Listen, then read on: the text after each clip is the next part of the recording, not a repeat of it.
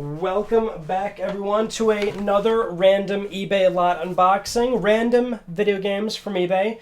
This one was about $130 for 24 games. I'm very excited for a few reasons, so let's get into it.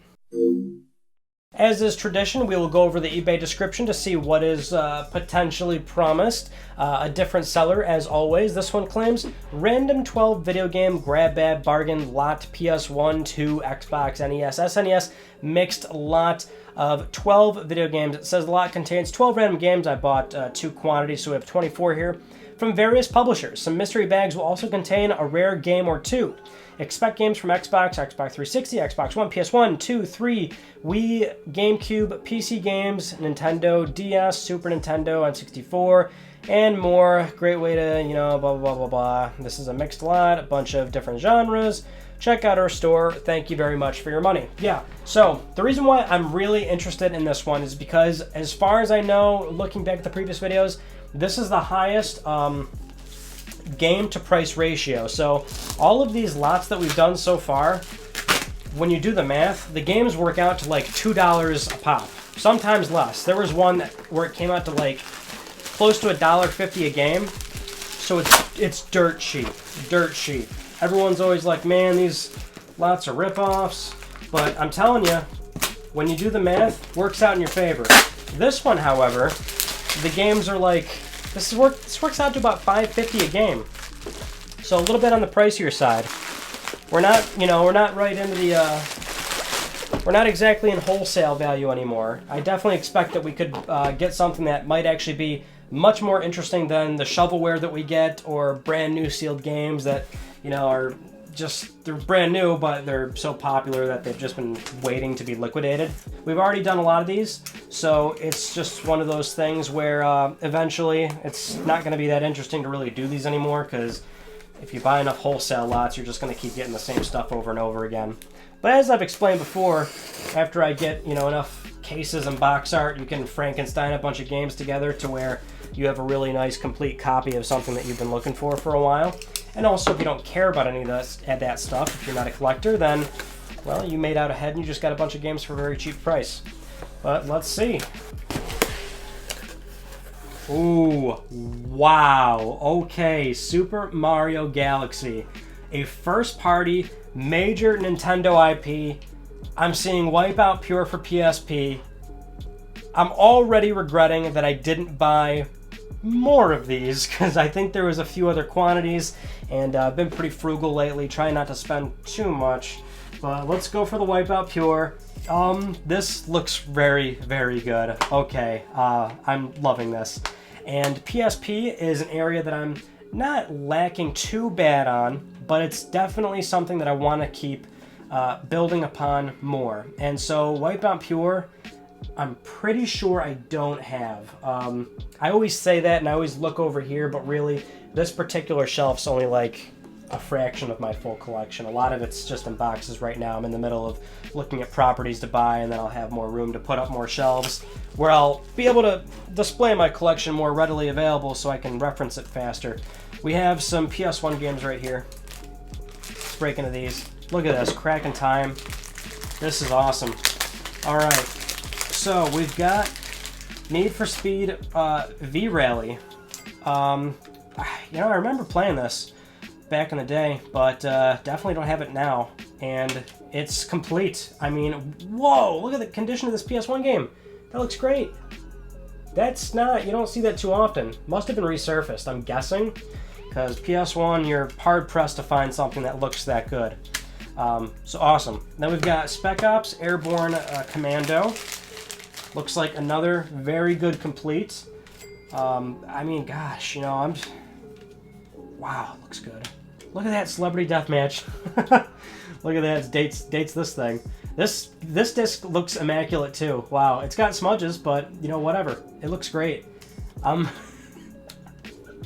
getting excited. This is so good. This is definitely so good. That was so suspect. Whenever I buy these, I run the math. I'm like, okay, $1 a game, $2 a game, $3 a game. This came out to 5 something. I'm like, whoa, okay, well, are they really gonna burn me on the same stuff that you normally get from these lots?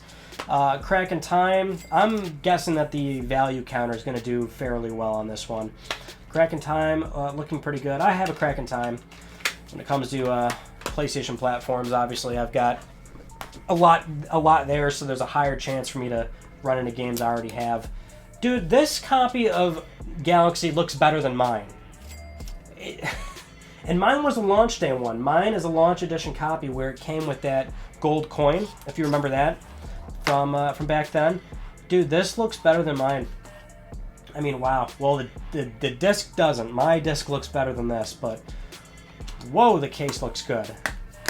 We got Dead to Rights. Wow, it's been a long time since I've seen this, and I don't have this one for sure on Xbox or PlayStation 2. D'Angelo, who's that guy?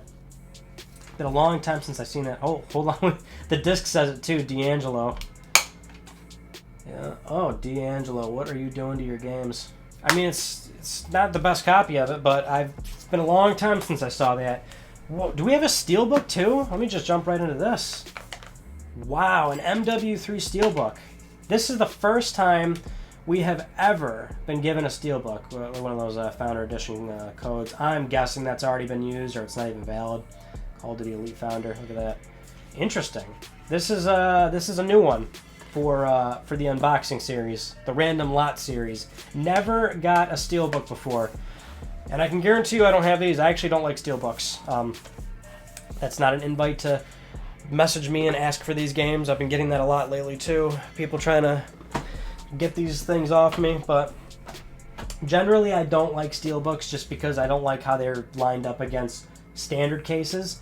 So normally what I do is I'll also have a regular edition of the game. Now I already have MW3, so now I can have the steelbook in addition to that. We have Wheel of Fortune for PlayStation 2 in an Xbox case. An interesting choice, to say the least, and this is also probably a first for the unboxing series. Is this something where you call it complete? Right? When you're appraising this, is this really complete? I don't know. The box art is the most important part, though, because otherwise, replacing box art's hard. Like, then if you want to really reprint your stuff on gloss paper, that's not easy. But there's resources for that. EverQuest Online. This is already such a cool little oddity. So this is exactly what I was expecting out of a box like this, to where all the discs are kind of nasty though. Well, the PS1 games were ironically the best ones so far. But this is the kind of oddities that I was hoping for and expecting. Look at just how look at how PC that box art is. I love it, and it's on a PS2. Well, it's a PlayStation 2 game, but it's just so. I just love what that. I love that era. I really do. But the old PC box stuff, and well, a lot of that old stuff in general. I guess regardless of platform, but it just looked so of its time. SOCOM 3. Now I think this just might be the first Black Label SOCOM 3 that I have, which is a bit of a shame that it took me this long to have one. And then we have something that is incomplete, and that is Jak and Daxter, one of my favorite games. Almost my favorite, but it's a greatest hits copy. Jak and Daxter, I got plenty of those.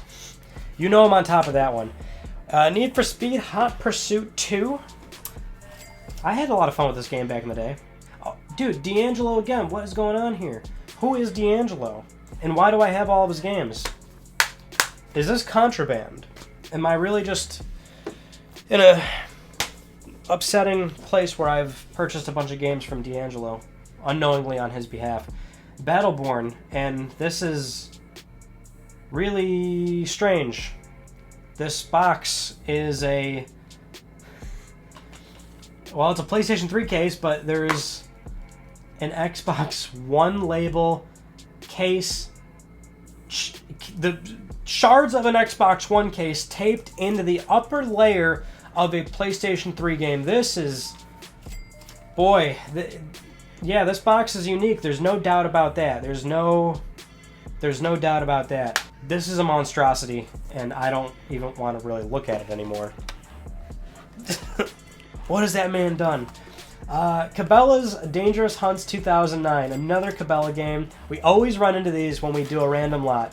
And I think at this point, I'm going to start fleshing out this collection a little bit.